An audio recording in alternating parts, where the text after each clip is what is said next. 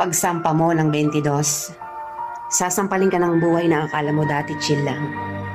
Malalaman mo na yung mga salitang hindi pinupulot ang pera, na dati ay naririnig mo lang sa mga magulang mo. Magtatrabaho ka, magbabayad ng tubig at kuryente. Tapos trabaho, trabaho ulit, paulit-ulit. Mamimiss mo yung batang ikaw, musmos, walang alam sa mundo. May mga gabing bibilangin mo ang oras ng tulog mo kasi akala mo makakatulong ito. Gigising ka para kumayod, umanap ng pera. Perang akala mo sapat na. Pero dahil salat ka, wala kang magagawa kung hindi tanggapin ang katotohanang ganito ang buhay. Katotohanang dahil malaki ka na, malaki na rin ang bigat na papasanin mo. Dahil ngayong 22 ka na o 23 o 25 ka, malalaman mong hindi ka na lang nabubuhay para sa sarili mong pangarap.